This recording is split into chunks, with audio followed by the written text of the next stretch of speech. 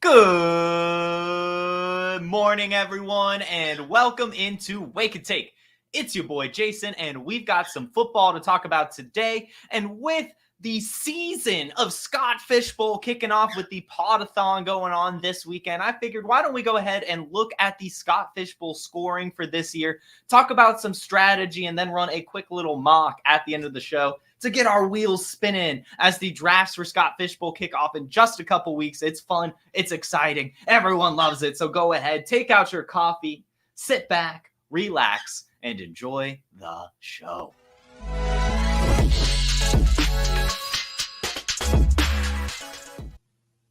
So the Scott Fishbowl is one of the premier fantasy tournaments around. We have analysts from all over, as well as celebrities, just people from the industry and fans of everyone, really. It's an incredible, incredible fantasy tournament.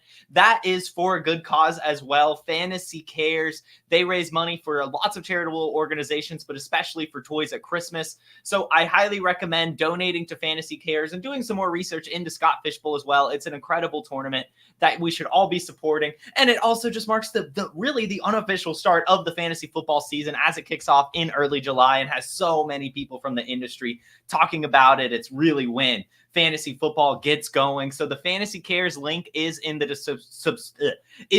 description. So go ahead and check that out and send some donations their way. So this year's Scott Fishbowl is Scott Fishbowl 14.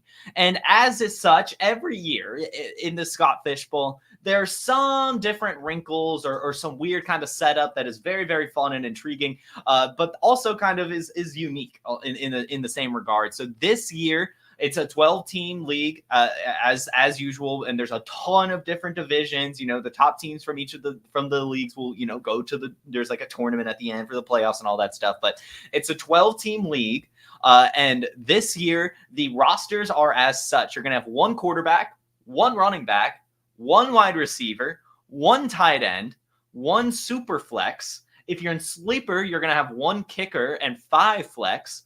Or if you're on MFL, you're going to have 6 flex, and you can have the option to actually flex your kickers, which you can't on sleeper, hence the required kicker. So there's one thing that's important there, and that is the fact that there's only one running back, one wide receiver, one tight end. In a lot of leagues, at the very least, you're going to have one more wide receiver than running back.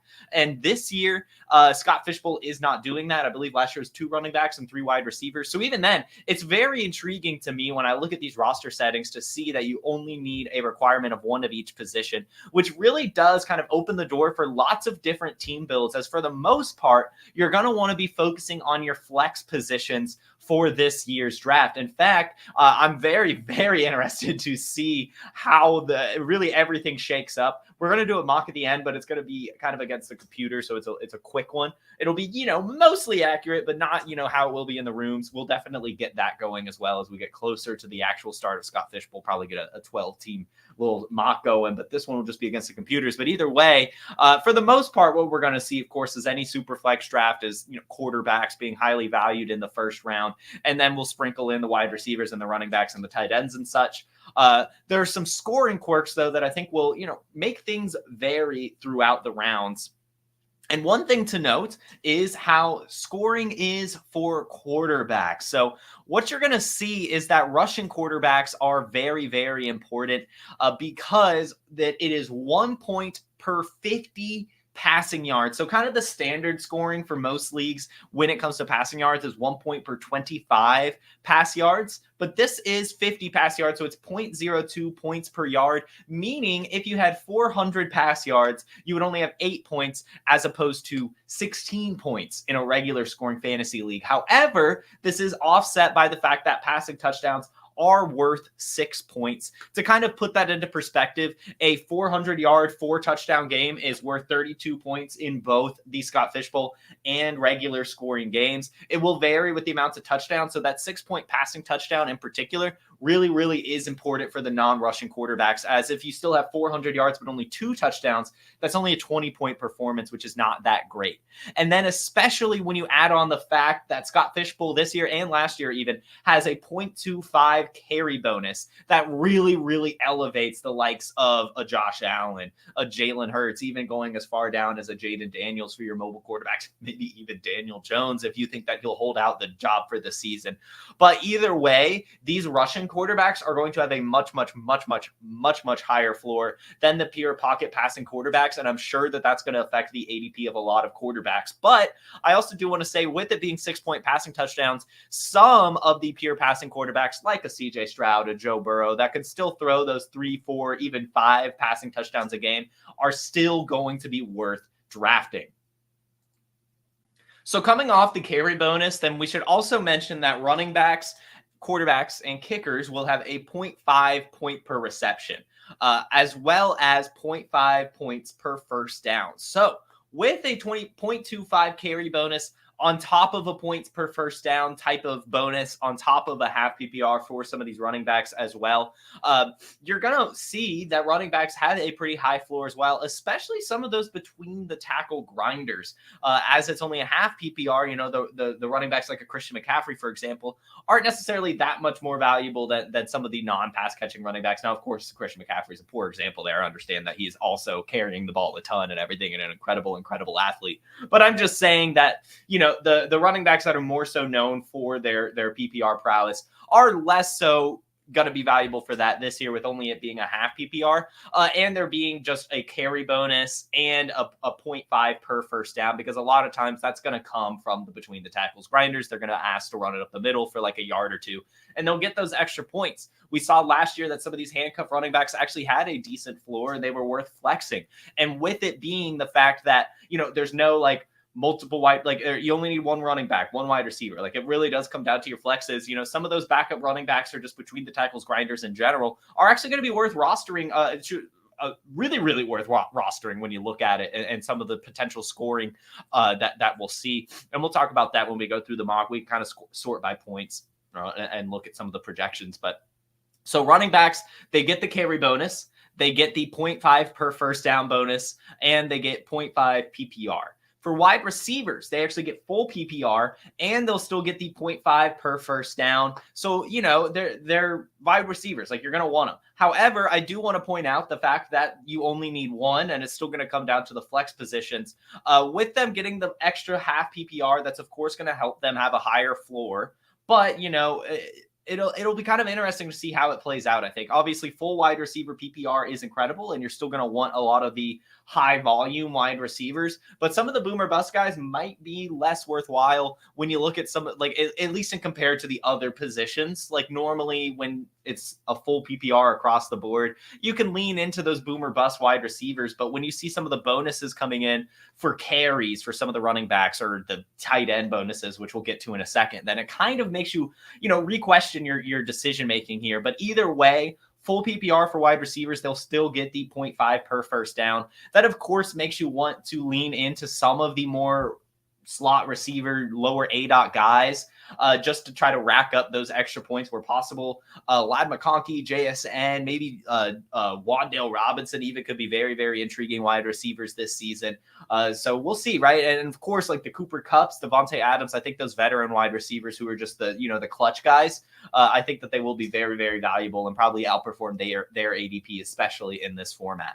So now we get to the tight end bonuses. So they actually get 1.5 points per first down and 1.5 points per reception. So essentially, if they get a receiving first down, they'll get 3 points, not including the yards. If it'll be 3.1, right? If it's a 1 yard reception, which is a ton of points and really, really adds up. You could have a tight end that has 3 receptions for 3 yards and they'll have almost 10 points, right? Like, that is pretty incredible, which does make some of these tight ends very, very valuable, especially, you know, the fact that tight ends are very much relied upon for those first down situations. The 1.5 first down bonus does also give a high floor for some of those cheaper tight ends. I think that a strategy that should be implemented in this year's Scott Fish Bowl is probably trying to end your draft getting some of these tight ends just to kind of see what happens, but especially the running backs. I think that that's where the value is going to be had too. Just really spending the end of your draft trying to get those guys that have the extra bonuses by their position, but especially the tight ends that are cheap, They will probably remain cheap because they've put a sour taste in people's mouths for a reason. But with these bonuses, they'll actually probably be pretty valuable. Like I remember Jonnu Smith last year being really, really startable. The bonuses were a little bit higher for tight ends, but still just like getting, like I mentioned, 3 receptions for 3 yards of their first downs. That's already 10 points. It really, really adds up. And especially with tight ends, as I mentioned, they are a lot of times asked for some of those short yardage, first down clutch plays. So a lot of those guys I think are going to have really high floors and probably worth flexing, even down to like a Dawson Knox. I think would be very, very interesting. Then we get to the kickers, and the kicker scoring hasn't changed from years past. It is still going to be the decimal scoring, so an extra point is worth 3.3 since it's technically a 33-yard field goal, but a 44-yarder is worth 4.4, a 56-yarder is worth 5.6, a 37-yarder is worth 3.7, et cetera, et cetera, et cetera. So that's awesome. I love that. I hate kicker leagues that make all field goals worth 3. You know, they should get some bonuses for the field goal being longer. So I like it, especially in NFL. Some of those kickers where you could flex them, it's pretty intriguing to try to do. Now, I do say that with some of these bonuses, you know, you're not really going to want to flex kickers too much in NFL. I think you'll probably still just get the ceiling with some players, but there's, of course, some kickers that are probably going to be worth starting every single week in NFL if you can at your flex position, just because they're going to have a pretty decent floor, even with extra points being worth 3. I mean, 3 extra points is 10 points, right? So it does add up. So think about that as you're drafting your teams, especially in NFL. It's not a terrible idea. I remember my first year, Scott Fishbowl actually flexed multiple kickers a couple times over the season. And, you know, I've made the playoffs both times I've been in the Scott Fishbowl. So we'll see. We'll see this year if my strategies reign true. But I'm very, very excited to get into it. And yeah, kickers could be flexed. Although I would be intrigued to see who we would do it over with some of these tight end running back bonuses. Lastly, this is the first year, I believe. I don't remember this last year, but I could be wrong. Someone correct me if true, but I'm pretty sure that special team scoring has been added for the first time.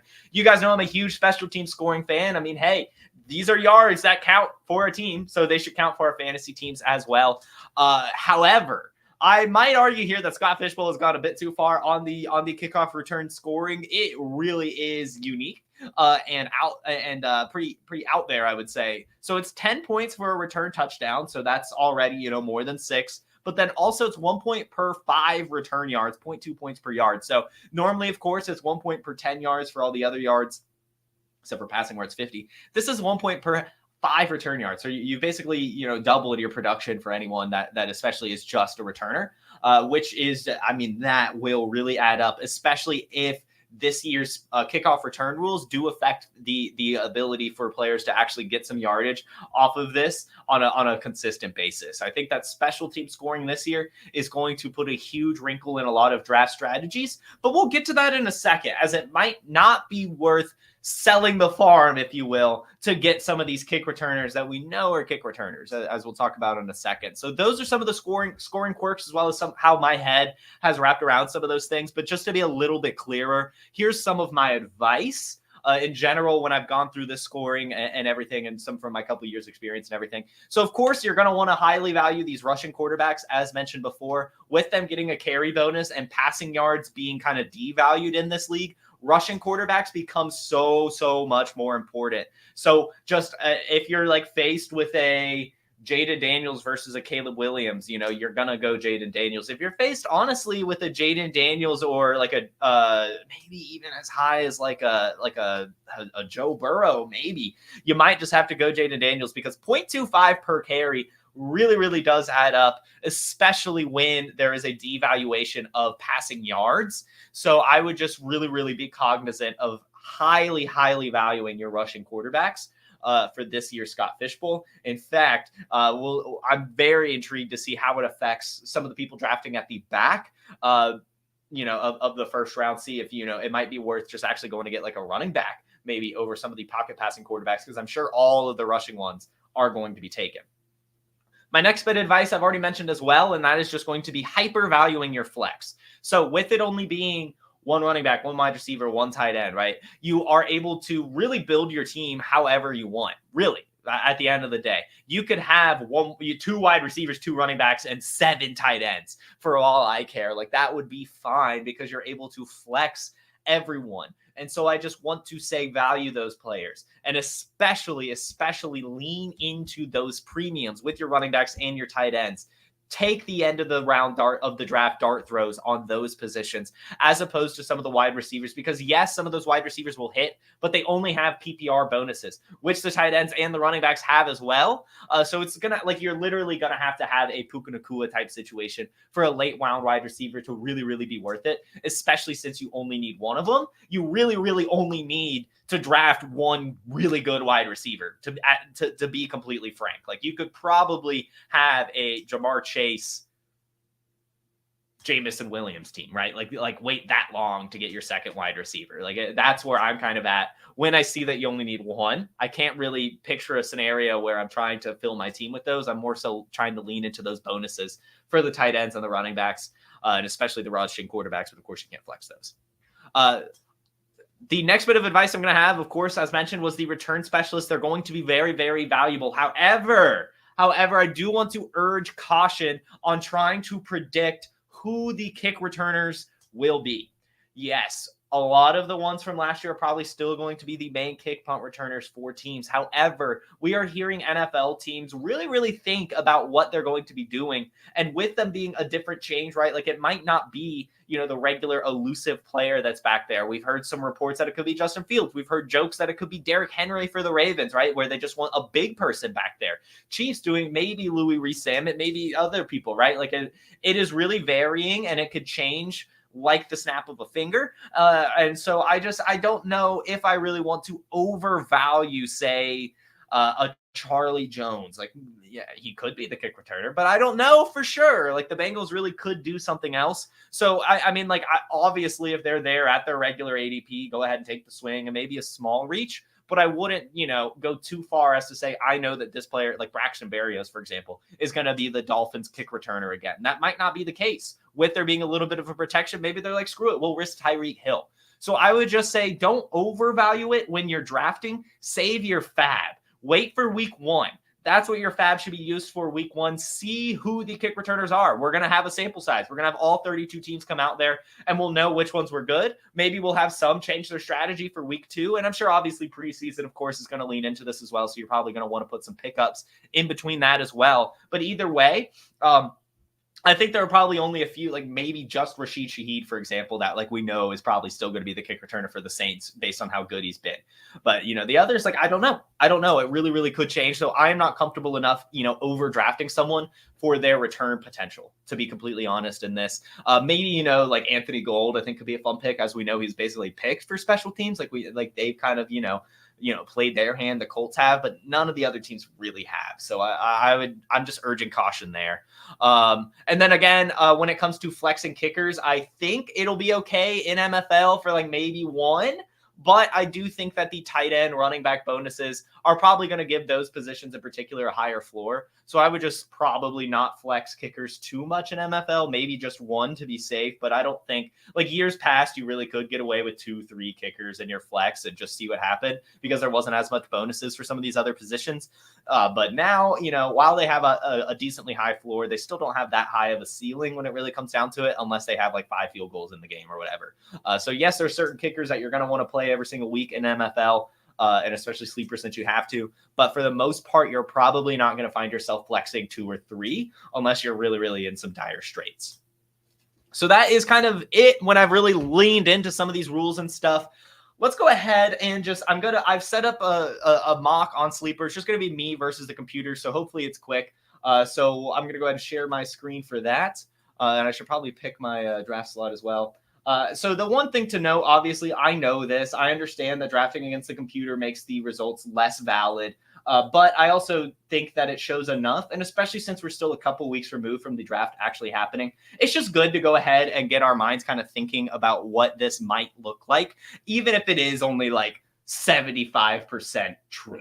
And it's just also nice to see mocks. Who doesn't like a mock? So I should probably change the settings from 8 hours to like 10 seconds. Or I'll do 30 seconds so I can think.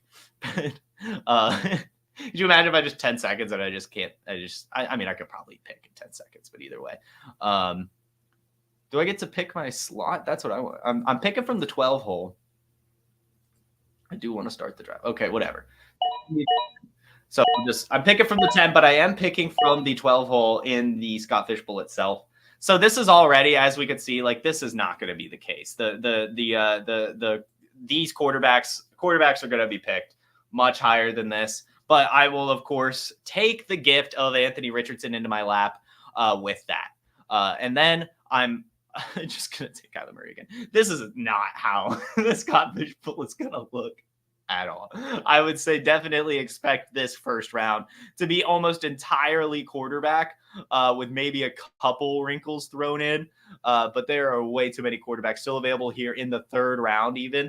With the tight end bonuses, though, I will take a chance on Travis Kelce. This is redraft, so I'm fine with that. But yeah, that will definitely not happen. If I'm at the 12 hole, so it would of course be different. But even if I would be surprised if even Kyler Murray is there. Like I'm assuming it's going to be Josh Allen, Jalen Hurts, Lamar Jackson, Anthony Richardson, and then we'll kind of go from there, right? Probably Jaden Daniels after that, to be completely honest with you guys. So I'm just going to take Jaden Daniels at the 410. But in another case, I was going to say that I am going to be valuing my running backs pretty highly here, especially over Shad White, who can have a ton of carries and some receptions. That's a very good pick there. We're happy about it. And that is probably more likely. Like once we finally get the quarterbacks taken, this will probably look a bit more how the draft itself will. And even then, I don't think it's like too crazy far off. Just these quarterbacks should be valued a little bit higher. I'm surprised Sleeper's Mock didn't, or just mock draft tool didn't really know how to value quarterbacks. Like you would just think that it would be programmed to just, but if we sort by points, even can I do, show drafted. If we sort by points, see, this will be interesting to see. Christian McCaffrey is not very high up there actually. But it's Josh Allen, Jalen Hurts, Patrick Mahomes, of course, gets up there because, oh crap, it's my turn to pick.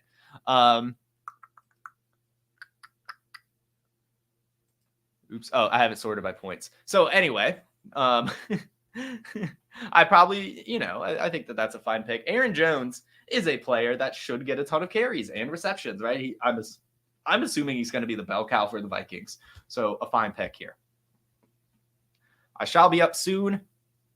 And yeah, dude, I am going to be leaning into these running back tight end bonuses as much as possible. And especially since there's no trading, that's another thing I should have noted. There is no trading in Scott Fishbowl. So it is important to note that you shouldn't overdraft a position. You are going to be stuck with players that you probably don't want if you do that. So I do want to kind of urge that out there. Like, don't try to be that guy who gets 5 quarterbacks and a ton of tight ends. Like, it'll be okay. But going with David Njoku for that first down bonus, went with Lad McConkey as well for the full PPR and first down bonus for the Chargers. I think that that's a fun strategy when it comes to him right now.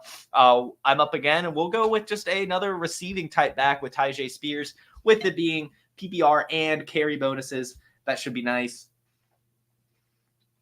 And then honestly, I'm going to take a swing on just an upside quarterback here, Drake May.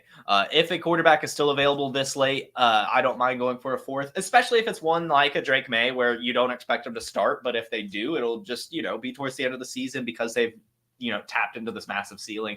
If they haven't, then whatever. But at least, they haven't ended on an opponent's roster.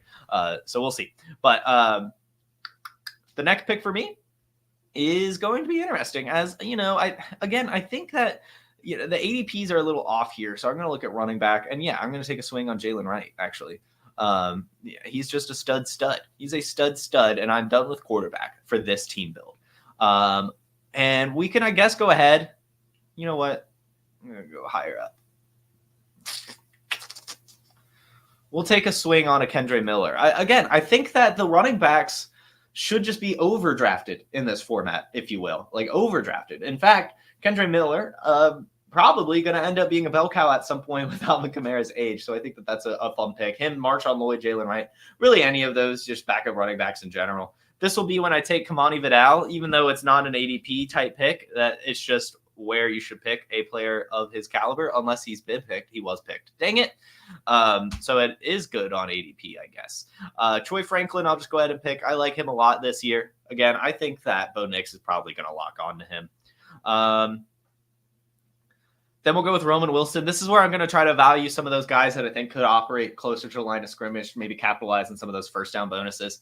But for the rest of the draft, I'm probably just going to, get whatever tight ends are hanging around, get whatever running backs are hanging around. I don't think you need a ton of wide receivers for this format, really at all. I don't see a point to draft some of these boomer bust guys with questionable ceilings. I think it's worth it just to take a tight end and see what happens with them.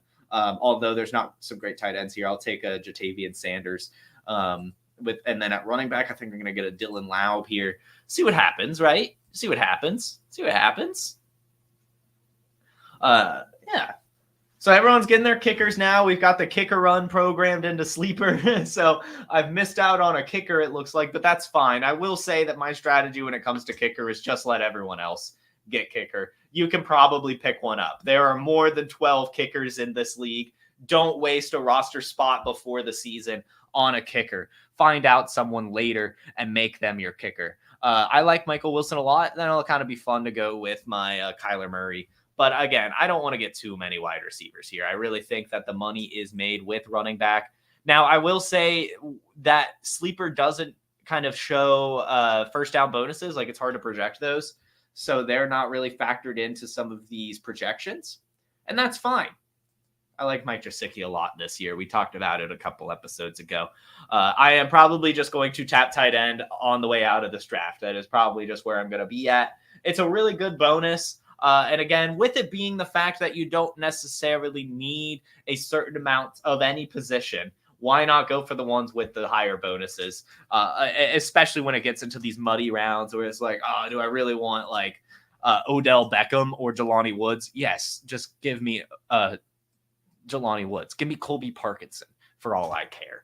And then I'll probably take a swing on one more backup running back here to end it. Well, I'll just take my kicker for, purposes. And we're going to do, who's that new guy? I think it's Jake Bates. Yeah, we're going to get Jake Bates. We're putting it out there now. The Wake and Take Jake Bate pick. Get Jake Bates, as he's probably going to end up being the Lions kicker. And it's fun because Michael Badgley probably has already been picked. And that's why I say don't draft kickers. So that was a mock for Scott Fishbowl. I don't think it is totally accurate, but we're still a few weeks away, and we'll see how it plays out. We'll definitely have more of a better mock as we get closer to and see how these things are shaking out. But either way, this team has shown out as A-Rich, Rashad White, Zay Flowers, Travis Kelce, Aaron Jones, Ladd McConkey, David Njoku, Tyjae Spears, Jalen Wright, Kyler Murray, Jake Bates, with some awesome players on the bench: Jaden Daniels, Drake May, Kendre Miller, Troy Franklin, Roman Wilson. Damn, you can tell I do Dynasty content. So anyway, that should do it, guys. Let me go ahead and stop sharing my screen. Thank you all so much for tuning in. You all have a fantastic Friday, a wonderful rest of your week. Don't forget to hit the like button. Don't forget to subscribe to both Player Profiler and the Player Profiler news channel, and follow me at JFootballWine, wherever you get your social media, as well as Player Profiler, wherever you get your social media. Everyone, again, have a fantastic Friday, a wonderful weekend, and I'll see you all